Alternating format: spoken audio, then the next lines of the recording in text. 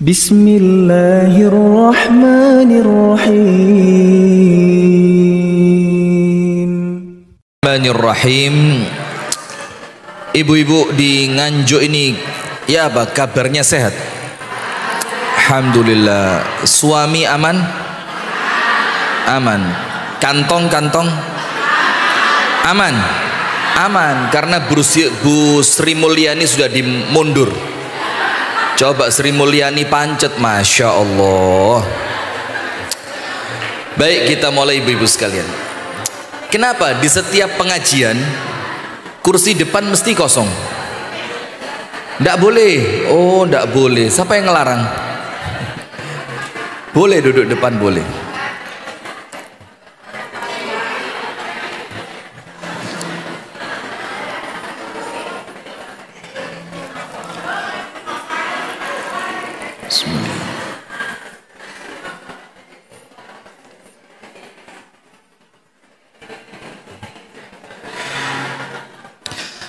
Assalamualaikum warahmatullahi wabarakatuh.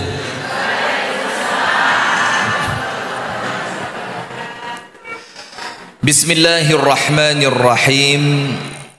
Alhamdulillahi rabbil alamin. Allahumma salli wa sallim ala nabiyyina Muhammadin wa ala alihi wa sahbihi ajma'in. A'udzu billahi minasy syaithanir rajim. Ya ayyuhalladzina amanu taqullaha haqqa tuqatih wa la tamutunna illa wa antum muslimun. Allahumma anta rabbi la ilaha illa anta khalaqtani wa ana abduka wa ana ala ahdika wa wa'dika mastata'tu. A'udzu bika min syarri ma sana'tu. Abu'u laka bi ni'matika 'alayya wa abu'u bi dhanbi faghfir li. Fa innahu la yaghfiru adh-dhunuba illa anta. Asbahna ala fitratil Islam wa ala kalimatil ikhlas wa ala dini nabiyyina Muhammadin sallallahu alaihi wasallam wa ala millati abina Ibrahim hanifan musliman wa ma kana minal musyrikin, amma ba'du. Allahumma inna nas'aluka ilman nafi'an wa rizqan tayyiban wa amalan salihan mutaqabbala. Amin ya rabbal alamin. Ibu-ibu sekalian, jamaah majelis taklim gabungan surga dan akhirat. Amin ya. Insyaallah. Ini gabungan wis pokok campur kabeh ya. Ada majelis taklim apa aja, gabungannya itu macam-macam ya. Surabaya, Jakarta, Eropa, Australia, Singapura, wes pokok gabungan ya. Yang dirahmati oleh Allah Subhanahu wa taala, amin. Alhamdulillah, kita bersyukur ibu-ibu di pagi hari ini Allah takdirkan kita ketemu dalam suatu niatan yang baik, di suatu amalan yang baik. Dan saya mesti cerita ke ibu-ibu di majelis taklim yang jamnya itu jam duha semacam ini. Itu saya mesti ingatkan apa? Banyak bersyukur. Mulai Malang, mulai Pare, Kediri, segala macam saya bilang kalau bisa ngaji di waktu yang semacam ini, sing akeh syukuri. Karena apa? Banyak perempuan lain di waktu ibu-ibu sekalian bisa ngaji, itu mereka kerja di rumahnya orang. Ada yang nyuci-nyuci, ada yang ngepel, ada yang setrika, ada yang masak. Dalam keadaan kalau ngomong kepingin, ya tentu mereka pun kepingin bisa duduk di majelis ilmu seperti ini. Tapi apa boleh buat? takdir yang kemudian memilih setiap orang dengan caranya masing-masing. Maka ketika orang lain oleh Allah ditakdirkan tidak seperti Anda sekarang, dan kemudian kita ini tanpa usaha yang keras, yo ndak pakai ngoyo-ngoyo banget, tapi kemudian oleh Allah dimudahkan datang ke majelis ilmu seperti ini, maka kalau tidak bersyukur ini keterlaluan. Maka salah satu bentuk syukur kita itu apa? Dengan memperhatikan apa yang akan disampaikan dengan sebaik-baiknya. Kalau perlu nanti dicatat, kalau ndak bawa buku ndak apa-apa, ada YouTube. Ada apa? YouTube. Tinggal nanti dibuka lagi, Anda catat apa yang disampaikan, insya Allah ketemu. Jazakillah khair. Maka kita bersyukur kepada Allah. Karena apa? Kita dipertemukan di tempat yang semacam ini. Kita niatnya bukan mau senam, bukan mau shopping, bukan mau makan-makan, kita tidak mau arisan, kita tidak mau yang segala macamnya hiruk pikuk duniawi.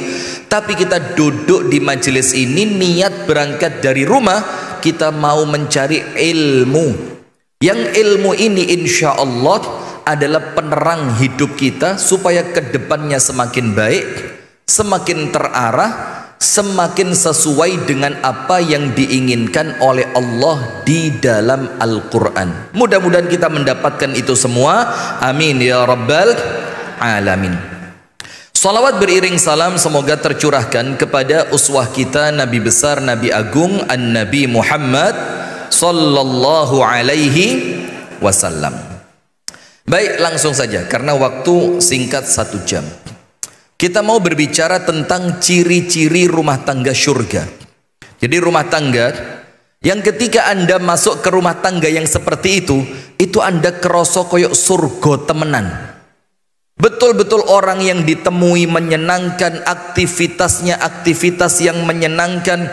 Kemudian Anda betah di rumah seperti itu, gak kepingin keluar. Ada ndak orang yang di rumah baru datang, adus, salin, metu maneh? Ada apa enggak? Nah maka yang enggak ada. Ya opo? Iya kalau di Nganjuk enggak ada. Kalau di Malang insya Allah ya akeh. Oh enggak, bukan Malang, Surabaya. Batu khoyir, masya Allah. Apalagi bentalipnya, top. Sabar ya, tenang. Sudah, maka kita mau berbicara tentang rumah tangga. Yang rumah tangga ini menjadikan penghuninya itu merasakan rumah itu koyok surga. Dia ketika di luar kepingin cepat pulang. Ketika berada di rumah, dia merasa rumah itu tempat istirahat yang sesungguhnya. Ketika dia harus keluar lagi, dia merasa kok metu maneh yo. Bukan seperti perempuan sekarang, saya digoleki apa? Acara balik pagi, wedangan sore, rahatan manten, apalagi manten pacar. Jadi lek gak ono acara metu ndase sumpek. Nah maka kita mau bagaimana rumah tangga kita tidak seperti itu.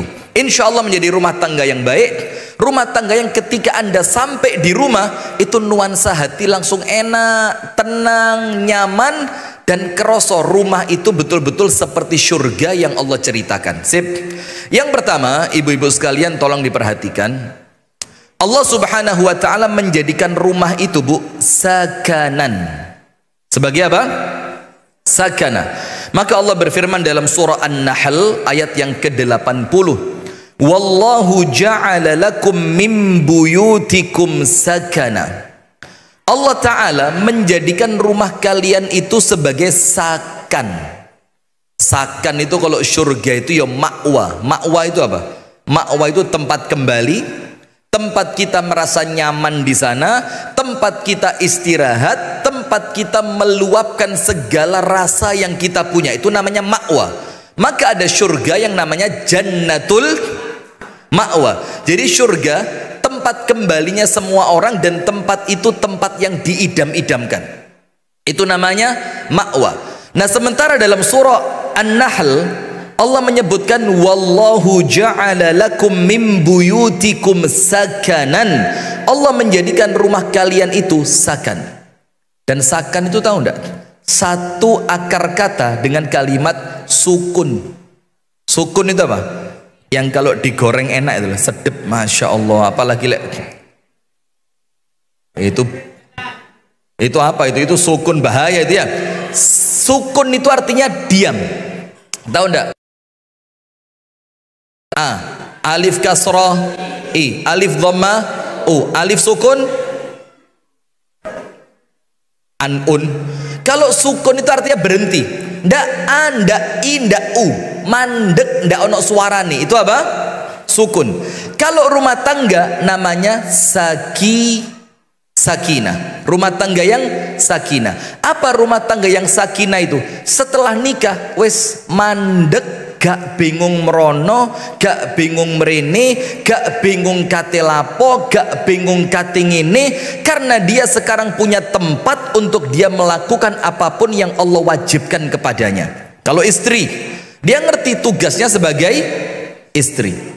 Kalau suami, dia ngerti kewajibannya sebagai suami. Nah, sehingga ketika rumah tangga itu betul-betul menjadi sakana, maka orang yang di dalamnya gak bingung metu. Dan rumah tangga yang sakana itu rumah tangga yang gak perlu hiburan sing macem-macem. TV ini gede, kemudian dia punya home theater. Orang Nganjuk ngerti home theater gak? Home theater itu TV-nya besar, ada speakernya bagus. Nanti kalau dia lihat Netflix, gak ngerti Netflix, gak ngerti. Netflix tahu?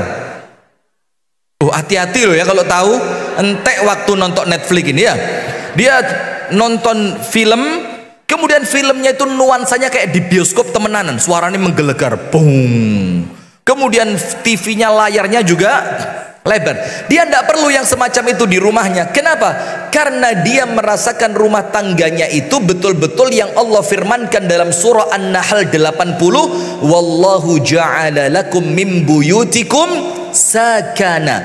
Jadi kalau sudah sampai di rumah, cerep, wis tenang, tidak kepikiran yang macam-macam, karena rumah ini tempat saya untuk tinggal, tempat saya untuk mengistirahatkan diri, tempat saya untuk mengabdi kepada suami, tempat saya untuk mendidik anak-anak saya. Beda kalau rumah tangganya seperti neraka. Ibu-ibu tahu ciri penghuni neraka apa? Ciri penghuni neraka itu kepingin tetap atau kepingin metu. Coba, orang kalau dimasukkan oleh Allah ke neraka, kepingin keluar atau kepingin tetap? Enak ya neraka kayak sauna, masya Allah ya. Iki lek metu 3 jam kulit putih, keringet entek, metu gak keringetan. Penghuni neraka ya apa? Pengen tetap atau pengen keluar? Jadi hati-hati. Kalau melbu omah gak kerasan, jangan-jangan memang rumah itu sifatnya seperti neraka. Anda buka dalam surah Al-Maidah ayat 37. Allah menceritakan tentang penghuni neraka. Al-Maidah 37, yuriduna an yakhruju minan nar wa ma hum bikharijina minha. Mereka itu kepingin cepet bisa keluar, menek, mencolot, metu, golek alasan, ngapusi, goroh, bohong kepada istrinya. Anu janjian be koncoku, pokok cari alasan supaya bisa keluar. Kalau perempuan pun sama, golek alasan. Anu iki lho, kaidah kate mantu. Lek gak marani kok koyok gak pantes. Nah, padahal apa? Alasan tok, sing penting iso metu. Jadi dia di rumahnya tuh kayak gak tenang. Nah, maka sekarang bedain. Kalau rumah tangga itu ibarat surga, maka menjadikan Anda ketika masuk atine ayam gak kepingin metu. Tapi sebaliknya kalau rumah tangga itu seperti neraka, Allah mengatakan apa? Yuriduna ayyakhruju minan nar. Dalam riwayat, dalam ayat yang lain, yuriduna ayyakhruju minha wa ma hum bikharijina minha. Kepingin metu dalam keadaan ketika dia keluar sumpeke gak akan hilang. Nah, sekarang ibu-ibu yang dirahmati oleh Allah Subhanahu wa taala, kalau kita ingin rumah tangga kita itu seperti surga, maka minimal ada beberapa faktor yang wajib masuk ke rumah tangga kita. Nanti insya Allah anak-anak betah, suami betah, istri juga betah. Dan jangan bayangkan rumah yang nyaman itu kudu ono AC-ne, sofane kudu empuk, kulkase kudu gede, kudu duwe iki, duwe iku. Ndak ada urusan dengan semua itu. Nabi Muhammad rumahnya besar atau kecil? Besar atau kecil? Kecil. Bahkan disebutkan Sayyiduna Al-Hasan wal Husain itu ketika mereka beranjak remaja masuk ke rumahnya Nabi, itu tangannya bisa menyentuh atap rumah Nabi. Berarti ndak tinggi, tidak juga lebar. Dalam satu riwayat rumahnya Nabi itu cuma ukuran 8 meter. Anda tahu 8 meter? Tak birong. Pas Anda buka tangan gini kali 8, yaitu 8 meter. Cuma itu ukurannya. Dan rumahnya cuma 2, ruang tamu dan kamar. Selesai. Ruang tamu dan kamar. Tapi dari rumah yang seperti itu muncul kalimat apa? Baiti jannati. Rumahku adalah syurgaku. Yang menjadikan Nabi Muhammad tidak pernah merasa bosan di rumah itu. Nah, sekarang lihat rumah tangga kita, Bu, koyok terminal. Maaf ya, tahu terminal? Terminal itu cuma tempat transit, lek perlu mek salin tok, adus tok, kemudian melanjutkan perjalanan. Namanya orang di terminal, tahu enggak? Kalau ketemu temen di terminal ya, paling omongannya mek basa-basi tok. Mau kemana? Nganjuk. Oh, Nganjuk. Tahu rumah makan legend di Nganjuk itu, Nirwana itu. Sing jari gulene enak. Saya belum membuktikan tapi kalau rawon berani diadu lah. Kalau rawon ya, kalau rawon kita berani. Lek gulenya ini umi saya gak iso masak gule. Sudah pernah nyoba rawon amanah? Masya Allah, erwo gak rene saya tadi ya. Lah nanti kalau mau pulang cari Google Map, Depot Amanah Kasembon. Itu duduit tok serp. Itu ya, maaf ya, ini di Nirwana ya. Sudah, lanjut. Nah, maka rumah tangga kita sekarang, Bu, itu ibaratnya kayak terminal, hanya menjadi tempat apa? Transit. Kalaupun ada obrolannya cuma basa-basi. Abi, jujur, suami ketemu anak, paling mek takon, "Ya apa sekolahmu?" "Apalanmu ya apa?" "Oh ya wis, ono konco sing nakal kan?" Setelah itu ndak ada omongan lagi. Ngobrol sama istri, cuma tanya apa? "Ya apa, duit listrik sih ono? Gitu ku gula ono, berasnya sih ono." Setelah itu ndak ada omongan lagi. Seakan-akan rumah ini hanya tempat untuk tidur tok. Melbu kari turu. Lah terus kalau rumah tangga melbu kari turu, nikmatnya di mana? Ceritanya mana? Guyonnya mana? Ketawa bersamanya mana? Kemudian seneng barengnya mana? Cerita masa lalu barengnya mana? Kalau rumah cuma sekedar dateng, adus, salin, turu. Tangi turu, adus, salin, metu. Lalu terus rumah tangga apa ini? Ini bukan rumah tangga, ini ibarat hotel. Coba rumah tangga kita sama hotel sama apa enggak? Hotel ada TV-nya? Ada. Rumah kita? Ada. Podo. Hotel ada tempat tidurnya? Ada. Rumah kita ada? Ada. Sama. Hotel ada makanannya? Ada. Rumah kita ada makanannya? Ada. Apalagi hotel ada toiletnya? Ada. Rumah kita ada toiletnya? Ada. Terus yang membedakan hotel dengan rumah apa?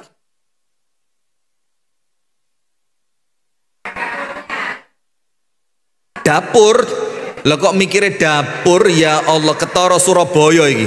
Surabaya ya. Wes ngetarani. Pokok Surabaya iki uripe dapur kamar, dapur kamar, dapur kamar. Diamuk wong Surabaya nanti ya. Nah sudah, maka yang membedakan apa? Kalau hotel ndak ada ceritanya, ndak ono cerita-ceritoan, ndak ono pendidikan, tidak ada bagaimana mengingatkan anak untuk taat kepada Allah, tidak ada bagaimana suami mengingatkan istrinya untuk taat kepada Allah. Di hotel ndak ada cerita suami ngelonggona istri, lek jilbaban sing genah.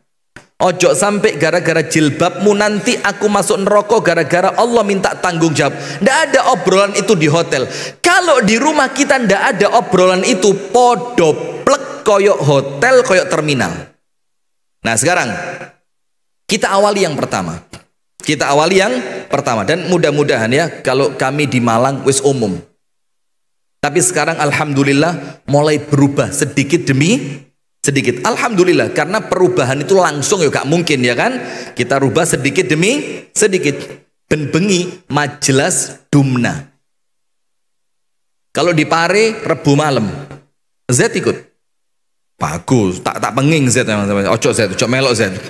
Nah, kalau di Pare Rebu malam, maka saya sempat heran waktu itu pengajian saya di Kediri Rebu.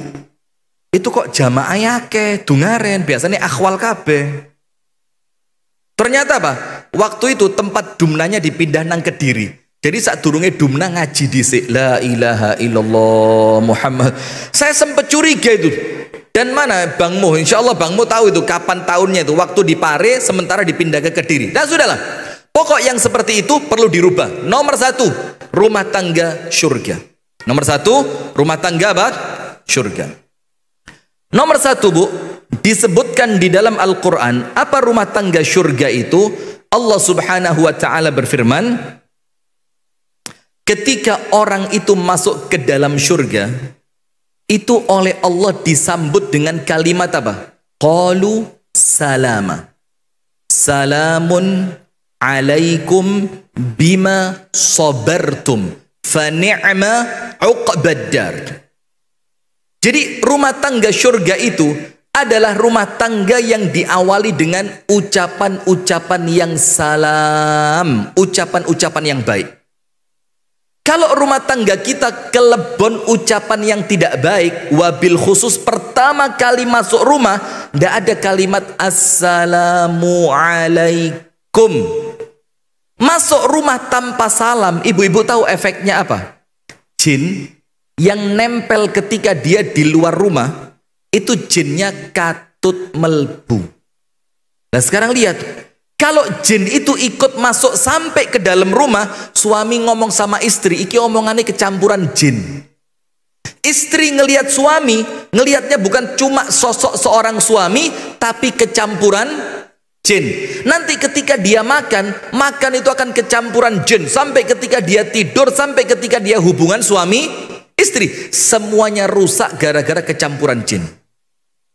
Maka ketika orang itu akan masuk ke dalam surga, oleh Allah difirmankan apa? Udkhuluha bisalamin aminin. Masuklah kalian ke dalam surga itu bisalamin. Ucapkan apa? Ucapan keselamatan. Maka awali rumah tangga surga itu ojo meremehkan kalimat salam. Bahkan sekarang suami masuk ke kamarnya istri ngomong salam meh gak ono blas. Hampir ndak ada. Masuk ke kamar istri setelah dia keluar dari rumah, dari kerja, masuk ke rumah, assalamualaikum, waalaikumsalam. Terus masuk ke kamarnya istri ngomong assalamualaikum warahmatullahi wabarakatuh. Ada apa ndak?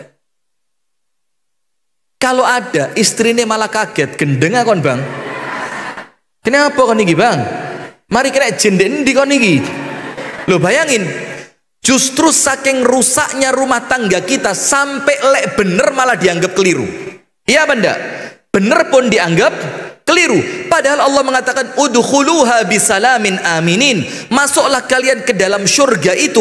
Kalau kepingin rumah tangga kita seperti surga, awali masuknya dengan ucapan salam. Bahkan dalam hadis dikatakan, kalau masuk ke rumah kosong, perlu salam apa enggak? Padahal rumahnya apa? Kosong. Apalagi di rumah itu ada umi kita, ada umi, ada abah kita, ada istri kita, ada suami kita, ada anak kita. Gak kepingin mendoakan yang baik buat mereka. Assalamualaikum, semoga Allah memberikan keselamatan untukmu. Wa rahmatullah, mudah-mudahan rahmat Allah atasmu. Wa barakatuh, semoga keberkahannya Allah datang kepadamu. Tidak kepingin seperti itu.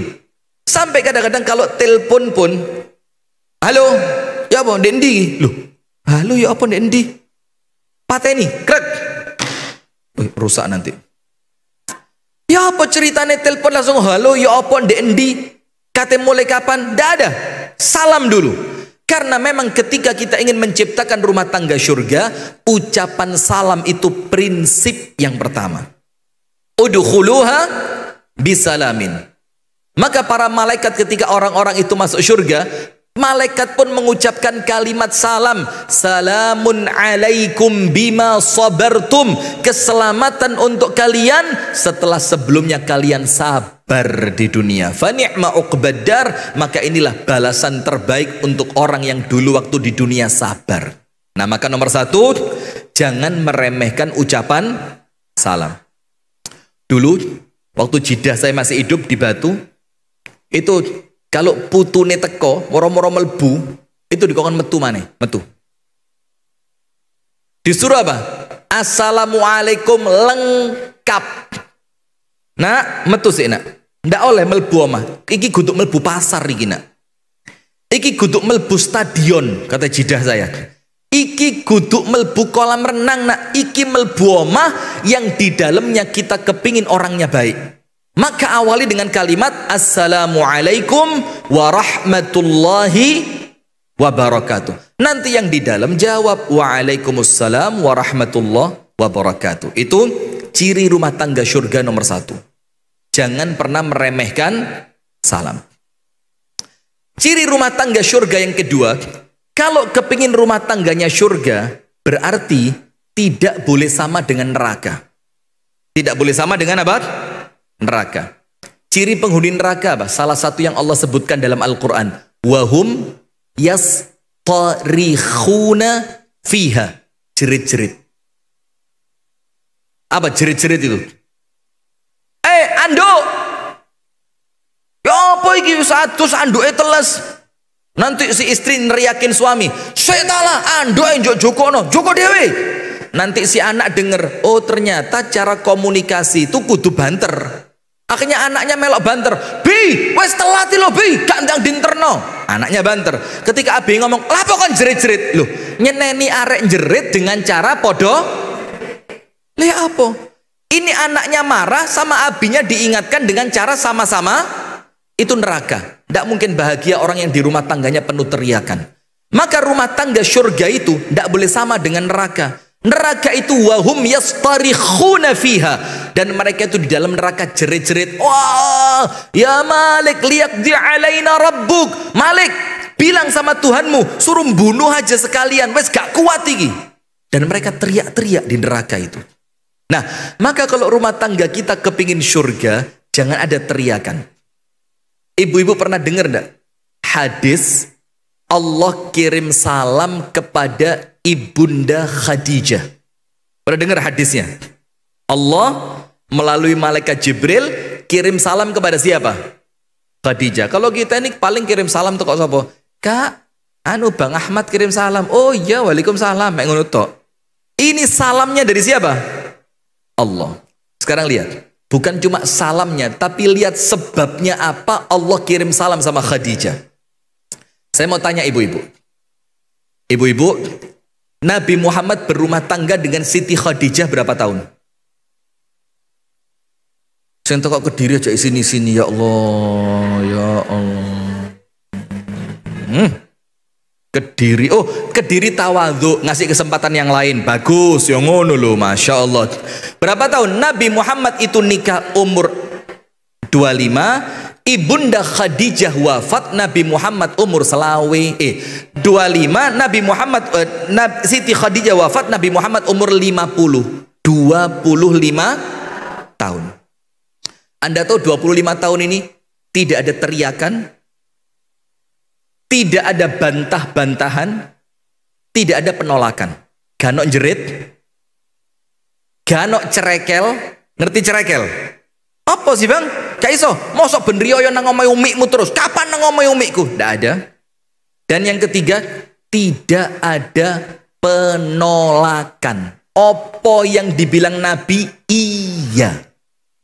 Tapi maaf, untuk dapat itu ono carane. Ndak tiba-tiba iya. Ibu-ibu tahu Siti Hajar ditinggal Nabi Ibrahim di mana? Di Mekah. Perhatikan ceritanya. Siti Hajar nikah sama Nabi Ibrahim. Setelah sebelumnya nikah dengan Saroh, tidak punya anak. Nikah dengan Siti Hajar, tiba-tiba hamil, punya anak. Setelah punya anak, tas lahir procot. Ditunggu beberapa saat, sampai sekian bulan, dibawa sama Nabi Ibrahim. Ditinggal di mana? Di suatu tempat yang namanya Bakkah, sekarang namanya Mekah. Dibilang apa? Fi wadin ghairi dhi zar'in inda baitikal muharram. Di suatu lembah. Maka panjenengan kalau ke Mekah, ya, kalau umrah atau haji, mudah-mudahan semuanya Allah mudahkan, amin. Itu Mekah itu daerah paling rendah, jadi di cekungan. Maka kalau ada banjir pertama entek. Itu cekungan Mekah itu.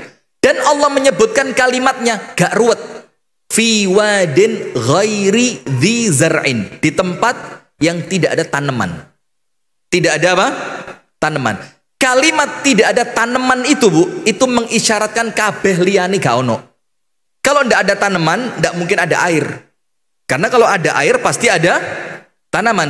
Kalau tanamannya tidak muncul, mana mungkin ada binatang yang bisa makan rumput? Tidak ada.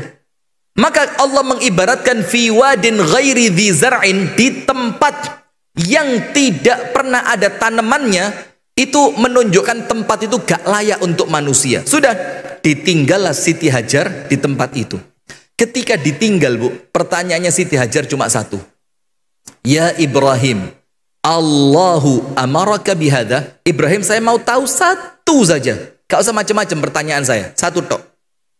Apakah kamu ninggal saya sama anak saya di sini? Ini perintahnya Allah. Apakah ini perintah Allah? Jawabannya Ibrahim apa? Iya.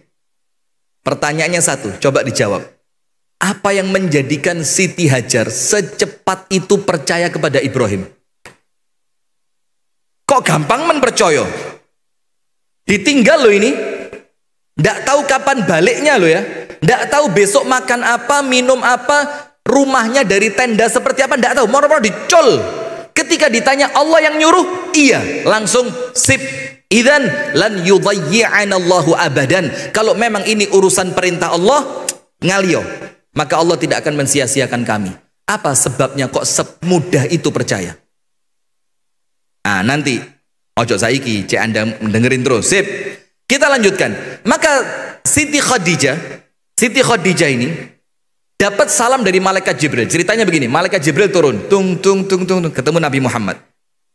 Nabi Muhammad setelah mengucapkan salam segala macam, malaikat Jibril mengatakan apa? Ya Muhammad, aqri Khadijata minallahi assalam. Wa aqri Khadijata minni salam. Wahai Muhammad, sampaikan kepada istrimu Khadijah, kirim salam dari Allah. Dan sampaikan pula untuknya, apa itu? Kirim salam dari saya, yaitu malaikat Jibril. Tidak berhenti sampai situ. Ditambahi, wabasyirha, berikan berita gembira untuk Khadijah itu, istri kamu. Depan, Bu, depan. Iya, yang terlambat dihukum duduk depan. Iya. Dan berikan berita gembira untuknya. Apa berita gembiranya? Bibaitin fil jannati, satu rumah di syurga. Laisa fiha sakhabun wala nasab. Yang di dalam rumah itu tidak ada teriakan, kebisingan. Bising tahu bising? Bising itu apa? Jerit-jeritan, suara saut-sautan, macam-macam, kono jerit, kene jerit, kono ngomong banter, kene ngomong banter. Tidak ada itu. Wala nasab, dan di dalamnya tidak ada kelelahan. Sekarang pertanyaannya, Imam Nawawi menjelaskan kenapa ciri istananya Khadijah itu istana yang di dalamnya tidak ada kebisingan. Kenapa kok Allah ngasih buat Khadijah istana? Kok ciri yang disebutkan oleh Nabi Muhammad di dalam hadisnya tadi, kenapa ciri yang menonjol istana itu di dalamnya tidak ada kebisingan? Karena kata Imam Nawawi, selama Khadijah hidup bareng Nabi Muhammad 25 tahun tidak pernah membuat bising rumahnya Nabi Muhammad. Gak tahu jerit, gak tahu nyentak, gak tahu ngamuk. Masya Allah. Surga apa enggak ini? Pantas enggak kalau Nabi Muhammad mengatakan baiti jannati? Pantas. Cerita yang lain, Imam Ahmad bin Hanbal. Imam Ahmad bin Hanbal itu, Bu, nikahnya telat, umur 40 tahun baru nikah. Umur berapa? 40. Tapi karena dia seorang ulama yang terkemuka, milih wong wedok sapa wae gak mungkin ditolak. Maka Imam Ahmad ngomong sama khalatinya, sama khalahnya, bibinya, ya bibi, saya sudah siap nikah. Karena sebelumnya Imam Ahmad sibuk dengan ilmu. Terus Imam Ahmad ngomong, saya siap nikah. Oke. Imam Ahmad ngomong apa? Carikan untuk saya perempuan yang kamu tahu saya inginnya seperti apa. Jadi ibunya sudah wafat, abahnya sudah wafat, tersisa bibinya. Bibinya masuk ke rumah salah satu orang di situ untuk melamar anak gadisnya dinikahi Imam Ahmad bin Hambal. Umurnya 40. Sudah. Ketika masuk di dalam rumah itu ketemu dua perempuan. Dua-duanya siap nikah. Dua gadis.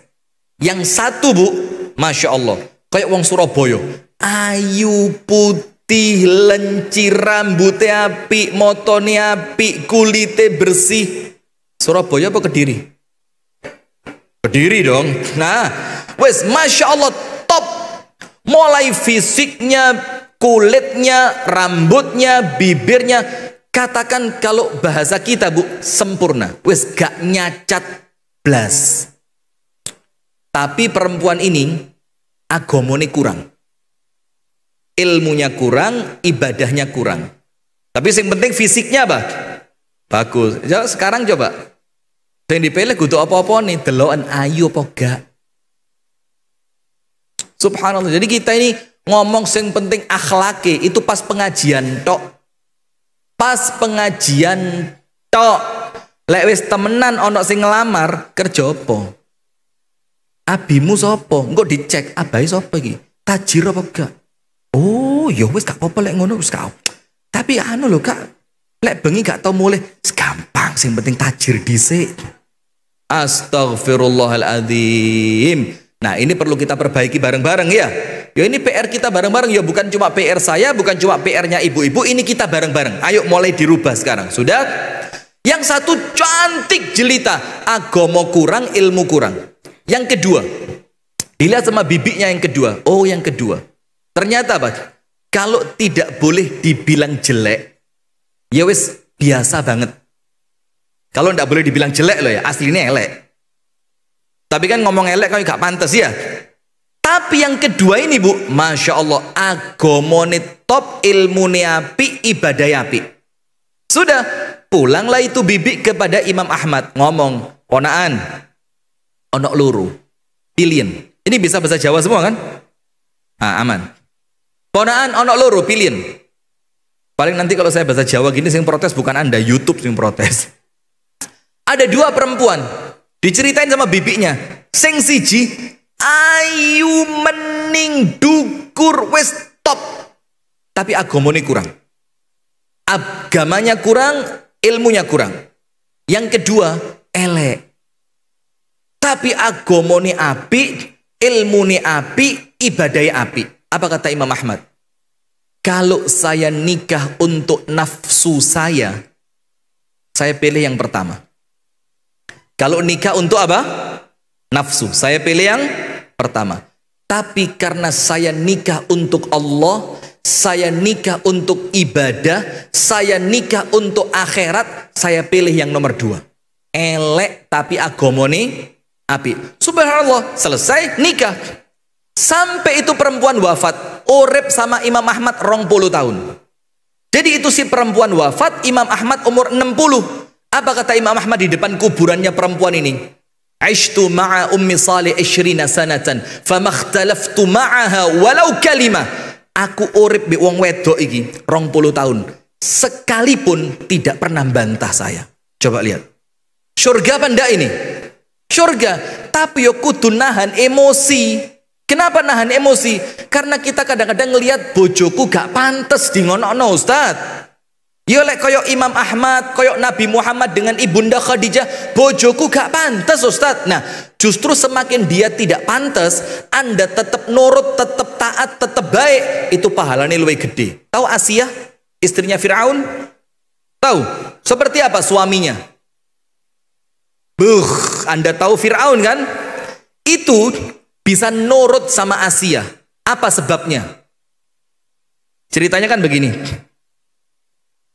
Fir'aun itu ngimpi Kerajaannya akan hancur di tangan anak kecil dari kalangan Bani Israel. Maka Fir'aun bikin keputusan, wes kalau begitu mulai hari ini setiap bayi laki-laki lahir dan dia keturunan Israel, bunuh.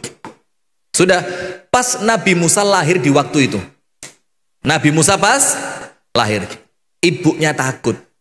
Ibunya mikir, ya Allah, kok pas ngelahirno anakku, lah kok pas Fir'aun ngomong bayi keturunan Bani Israel laki-laki wajib dibunuh. Sudah, singkat cerita, Allah perintahkan untuk menghanyutkannya di sungai. Dan ibunya Musa tahu sungai ini akan mengarah ke istananya Raja Fir'aun. Tambah bingung deh. Kenapa? Loh, bagaimana ceritanya? Saya menghindarkan anak saya dari Fir'aun, lah kok oleh Allah disuruh ngalirkan ke sungai yang alirannya bakal masuk ke istana. Tapi karena perintah Allah dilakoni. Sudah, masuk, singkat cerita ketemu sama penjaga, diberikan kepada Asia. Asia itu siapa? Istrinya Fir'aun. Ini Fir'aun loh, Bu. Fir'aun. Anda tahu Fir'aun? Jahatnya, liciknya, kejamnya, sombongnya top. Sudah, ketika digendong sama Asia, dan Asia itu perempuan mandul, tidak punya anak. Ketika nemu anak kecil, apalagi sifatnya Nabi Musa kecil itu, dalam kitabnya Imam Ibnu Katsir, itu Nabi Musa itu hitam, awake lemu, rambutnya keriting sing nempel di kulit. Bayangin, ini perempuan lama tidak punya anak, moro-moro gendong bayi selucu itu, ireng lemu, rambutnya keriting nemplek kepala. Apa katanya Asia? La taqtuluh. Fir'aun, yang satu ini jangan dibunuh. Coba lihat, yang satu ini jangan dibunuh. Asa an yanfa'ana aw nattakhidahu walada. Boleh jadi dia manfaat untuk kita, atau kalau perlu dipek dadi anak angkat. Pertanyaannya, Fir'aun dengan omongannya Asia tadi nurut apa enggak? Kenapa kok sekeras Fir'aun yang sudah punya keputusan bayi laki Bani Israel wajib dibunuh, kok iso nurut sama istrinya? Apa sebabnya? Hah? Kata Rasulullah, al-fa'l kana sallallahu alaihi wasallam yu'jibuhul fa'l. Fa'al itu apa? Al-kalimatut thayyibah. Lek ngomong gak tahu kasar. Ini lo tantangan buat Arbi-Arbi ini. Lek ngomong gak tahu kasar. Ngomongnya lembut, ngomongnya pelan. Dia nurut sama suaminya. Apa yang suaminya minta dia lakukan. Ketika sekali itu istri ngomong, suami leleh koyok lilin. Kenapa? Dia sebelumnya tidak pernah membuat bising rumah itu. Maka kalau kepingin rumah tangga surga, jangan ajari anak-anak Anda untuk jerit. Ojo diuruin jerit. Loh Ustaz, kok mungkin lah nguruin jerit? Mosok wong tua ngurui anake jerit. Secara langsung mungkin tidak, tapi nyontoi iyo. Suami di kamar mandi wis adus anduke turun teko. Apa yang dilakukan? Jerit. Suami tamunya datang gahwa gandang teko. Apa nama perempuannya, siapa yang gampang dijeriti itu? Salma. Siapa namanya? Sing enak itu. Sekarang jarang nama Salma ya. Sekarang jenenge ajaib sekarang. Sampai moconi lo angel. Sudah teriak. Anaknya denger apa enggak? Denger. Apa salahnya? Melaku titik, jalan sedikit, ngomong ke telinga suami, gaek no kopi yo, itu lebih hormat. Istri, ketika ada sesuatu, tidak perlu teriak, datang ke tempat suami, ngomong, oh, bang, ewang ngono, iso bang. Nah gitu loh, bukan, bang, LPG nente bang, selam meledak, waduh, bang. Lo kok selam meledak itu apa? Berarti kalau meledaknya sama suami tidak masalah. Istri itu tidak berani masang LPG, takut apa? Takut meledak kan? Berarti kalau meledaki suami tidak apa-apa. Anda lebih mengorbankan suami dibanding diri sendiri ya. Nah maka yang kedua, ingat, rumah tangga surga tidak ada teriak-teriak. Ngomong sopan, pelan, beradab. sopan, pelan, beradab. Ya untuk kita rada abot ya, tapi ikhtiar insya Allah bisa. Ngomong itu kalau ada perlu, anaknya diberitahu. Nak, kenapa teriak-teriak? Itu kan kakakmu di sana. Coba kamu datang ke sana, kamu ngomong-ngomong baik-baik. Oleh ibu es gak telaten. Wopo ya. Nomor 3. Ciri rumah tangga surga nomor 3. Ini jawaban tentang Siti Hajar tadi. Kenapa kok Siti Hajar? Sak kecap omonganin Nabi Ibrahim langsung percaya. Begini, Allah menceritakan tentang surga. Surga itu apa? La yasma'una fiha laghwan wala kidzaba. Tidak ada kebohongan. Surga itu tidak ada kebohongan. Kalau kepingin rumah tangga surga, jangan sampai mentolerir kebohongan. Jangan. Sekarang pertanyaan, kenapa sih kok kita ini gampang bohong? Atau pasangan kita bohong? Atau anak kita bohong? Kenapa? Ada 3 hal. Kenapa orang itu gampang bohong? Ayo Bu, Anda yang sering-sering goro ini loh. Coba, kenapa kok goro itu apa? Faktor pendorongnya, Anda kan sering kan? Oh lah. Loh saya dikit ditakoni tok lu wis goro. Wis gak gelem ngaku. Ndak ya? Gini, faktor pertama. Apresiasi. Gak ngerti Anda, gak ngerti. Bahasa berat ini. Ini bahasa kampung Inggris sana loh ini ya. Apa itu? Kurangnya diapresiasi. Orang kalau kurang diapresiasi, dia akan menceritakan tentang dirinya yang heroik. Walaupun bohong. Tujuannya apa? Biar abahnya bilang, "Oh, encene anaknya Abi." Sehingga anak yang kurang diapresiasi dengan pencapaiannya, dia akan mencari cara agar dia mendapatkan apresiasi itu. Walaupun dengan cara bohong. Bi, aku mang di kelas Bi, Masya Allah Bi, guruku muni apa? Kamu murid pinter. Abi bilang, oh Masya Allah anaknya Abi. Padahal gak ngomong apa-apa guru nih. Nah itulah kenapa penting memuji anak itu penting. Memuji istri itu penting. Memuji suami itu penting. Tujuannya apa? Agar dia merasa tanpa bohong pun saya sudah dihargai. Maka sekarang banyak orang pura-pura kan? Gak soge pura-pura soge. Gak pinter pura-pura pinter. Gak ngerti pura-pura. Apa? Kepingin apa dari kepura-puraan itu?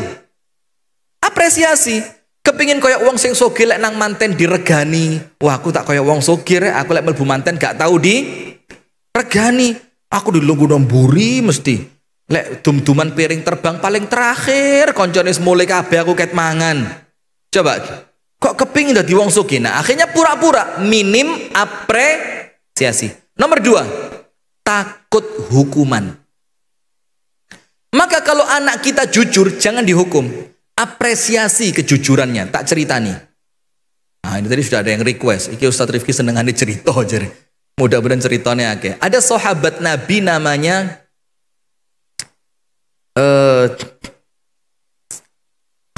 Khawat. Namanya Khawat. Namanya siapa? Khawat. Khawat ini ikut safar bareng Nabi. Sepulang dari safar istirahat. Di rombongan safar itu ada perempuan, ada laki-laki. Di suatu pagi, ketika rombongan siap-siap mau berangkat balik safar lagi pulang ke Madinah, Khawat itu ngelihat rombongan perempuan duduk-duduk.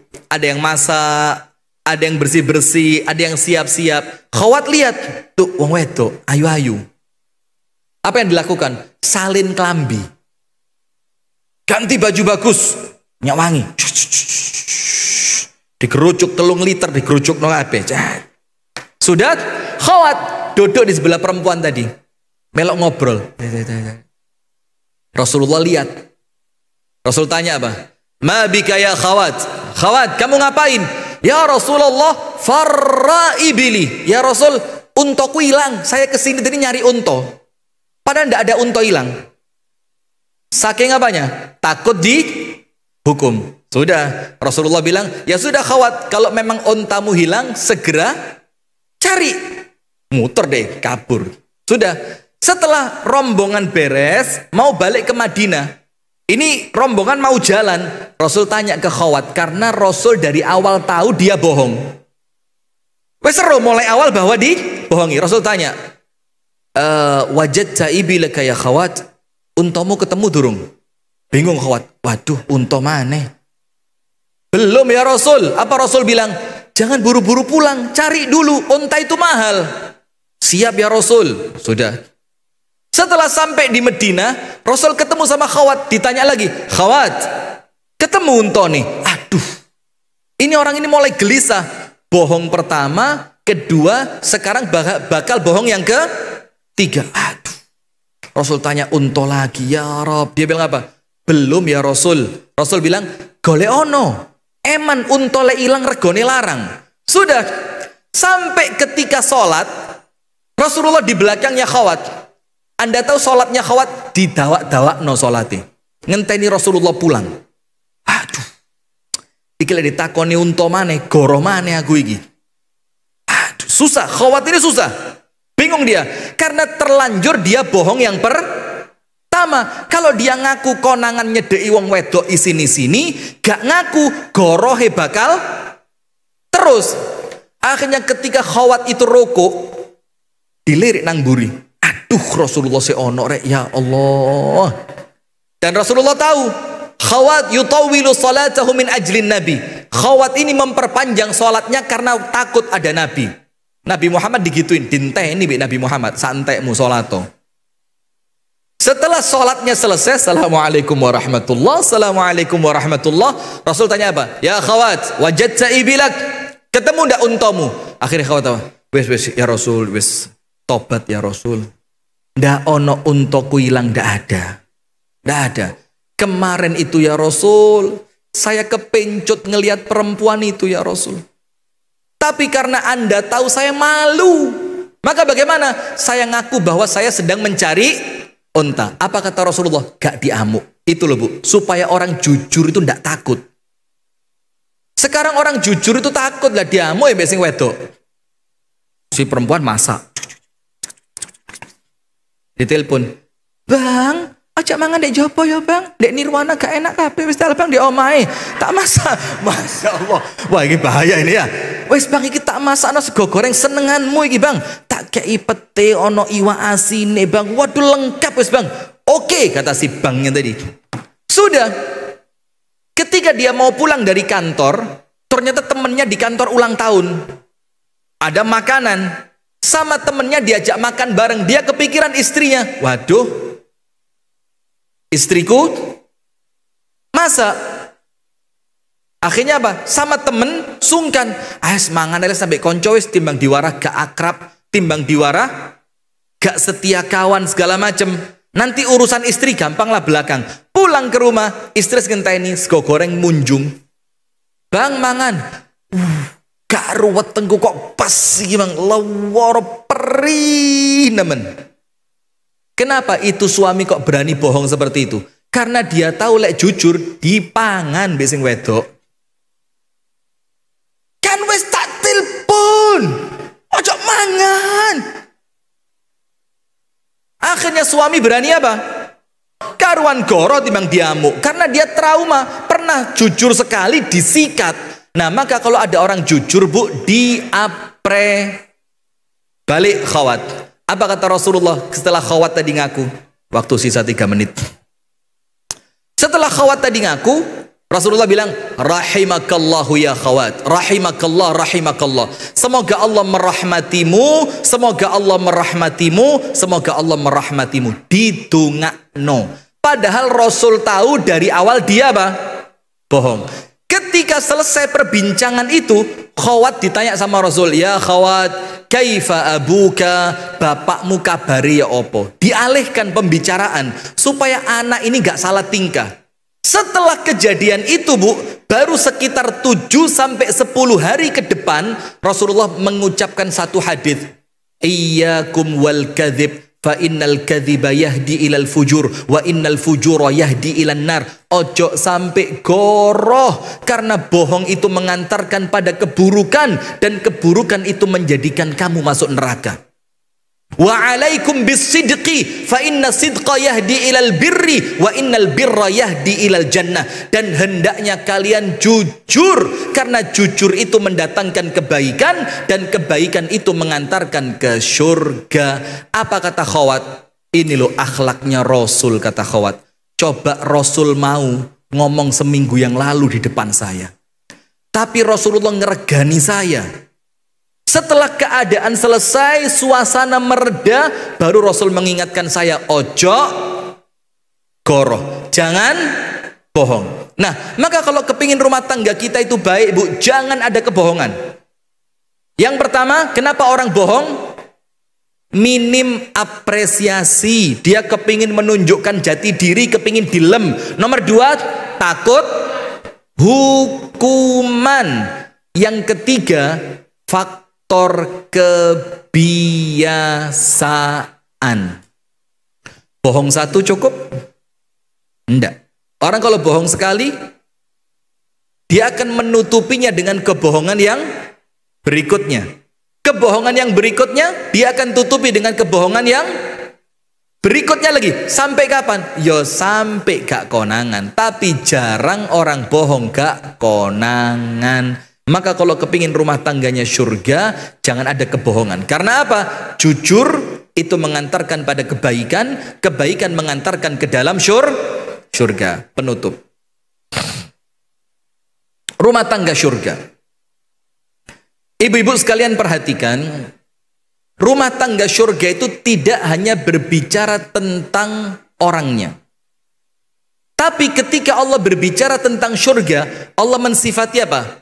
Farihin. Farihin itu apa? Bergembira. Maka kalau kepingin rumah tangga kita seperti surga, jadikan rumah itu penuh dengan kegembiraan. Ojo kaku.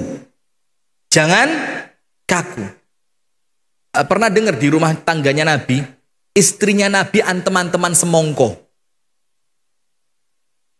Ini kalau Nabi Muhammad kasar, mubazir, semongko duncal-luncal no. Rasul biarkan. Kenapa? Karena itu mendatangkan kebahagiaan. Ummu Salamah pernah sawur-sawuran tepung dengan Aisyah. Dan itu tepung yang akan mereka buat jadi roti. Mau diadon jadi roti. Entek gara-gara mereka eker-ekeran. Oleh Rasul dibiarkan. Jadi ceritanya begini. Suatu hari Rasulullah duduk di rumah ibunda Aisyah. Ummu Salamah datang. Kemudian mereka berdua saling bantu. Bikin adonan roti. Nggak tahu ada masalah apa. Aisyah narik tepung. Diurapno. Bruk. Ke wajahnya Ummu Salamah. Ummu Salamah takut sama Nabi karena Ummu Salamah tahu Aisyah begitu dicintai. Noleh Ummu Salamah. Maksudnya apa? Oleh gak tak bales. Rasulullah bilang apa? If'ali ma syi'ti. Lakonono sak karepmu. Seneng. Cukup luwe akeh. Sret. Sampai terakhir tepung itu habis, hanya mereka gunakan untuk saling melumuri wajah mereka dengan tepung. Itulah keceriaan dalam rumah tangga. Rasulullah ngelihat ibunda Aisyah masih kecil punya boneka kuda. Tapi lucunya kudanya ibunda Aisyah ono suwiwine. Rasulullah tanya, "Ya Aish, jaran apa duwe sayap iki?" Ibunda Aisyah bilang apa? "Ya kuda saya." Rasulullah bilang, "Oh ya sudah, kalau itu kuda kamu PN wis." Bahkan tidak jarang teman-temannya Aisyah itu diajak main ke rumahnya Nabi Muhammad oleh Siti Aisyah. Tujuannya apa? Rumah tangga biar ceria. Kenapa? Jangan sampai rumah tangga itu anak ketemu bapaknya angker. Waduh, anjing galak datang. Waduh. Sekarang lihat. Anak zaman sekarang, Bu. Kalau orang tuanya kasar, dia punya banyak tempat untuk pergi keluar. Zaman biyen gak ono, zaman dulu bapak ibu umi abai kasar, metu nandi. Wong kebon kabeh. Karuan nemoni bapak kasar timbang makhluk halus. Daripada ketemu makhluk halus karuan mbek abah sing kasar ngene iki. Paling mek pore meneng di kamar mbek nangis. Ndak ada nulis status, kenapa harus aku? Tuhan, bisa ndak ganti abah? Ndak ono nulis status zaman biyen. Tapi aman, Kenapa? Selama anak itu masih di rumah aman. Nah, sekarang orang tua kasar, rumah tidak menyenangkan, tidak ada hiburan yang menjadikan anak itu senang. Ya metu golek hiburan, maka di rumah itu yang ceria. Bikin apa bahasa ya cuma untuk jamaah dianggap lebay lu garai ya. Jadi ceramah di depan arbi itu orang ngelangeli opo gitu loh. Kita ini cerita rotok romantis titik ala pret jembek. Opo gila. Lah itu lo garai.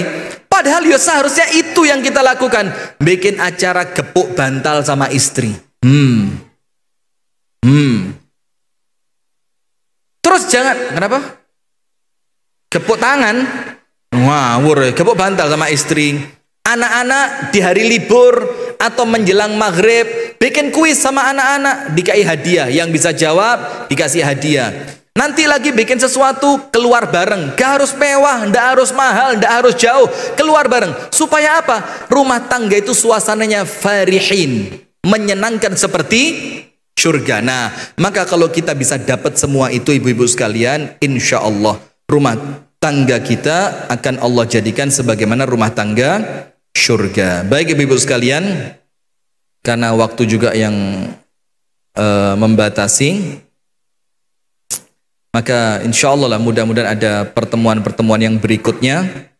Insya Allah kita lanjutkan apa? Serial tentang rumah tangga surga insya Allah. Barakallahu fikum. Sebelum kita tutup, marilah kita berdoa bersama-sama dengan harapan semoga Allah subhanahu wa ta'ala menjadikan majelis kita ini majelis yang oleh Allah diberkahi, majelis yang Allah turunkan rahmat ke dalamnya, majelis yang mendatangkan ketenangan dan sakinah sampai kita pulang ke rumah kita masing-masing. Dan semoga rumah makan dan hotel Nirwana Nganjuk ini oleh Allah diberkahi, oleh Allah dijadikan senantiasa menebar manfaat, dan Allah jadikan senantiasa dalam kebaikan dan jauh dari keburukan. Amin ya rabbal alamin.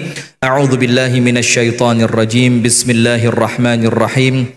Alhamdulillahi rabbil alamin. Allahumma salli wa sallim ala nabiyyina Muhammadin wa ala alihi wa sahbihi ajma'in.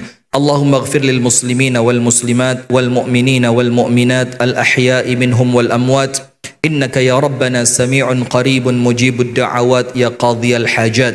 Rabbana ighfir lana dhunubana wa liwalidina warhamhum kama rabbawna sighara. Allahumma ya Rabbana hab lana min azwajina wa dhurriyyatina qurrata a'yun waj'alna lil muttaqina imama. Allahumma ya dzal jalali wal ikram ya muqallibal qulub thabbit qulubana ala dinika wa ta'atik. Allahumma inna nas'aluka husnal khatimah wa na'udzu bika ya rabbana min su'il khatimah. Allahumma inna nas'aluka taubatan qabla al-maut ya rabbal alamin. Rabbana zalamna anfusana wa illam taghfir lana wa tarhamna lanakunanna minal khasirin. Wa sallallahu wa sallim wa barik wa an'im ala nabiyyina Muhammadin walhamdulillahi rabbil alamin. Subhanakallahumma wa bihamdika ashhadu an la ilaha illa anta astaghfiruka wa atubu ilaik. Assalamualaikum warahmatullahi wabarakatuh.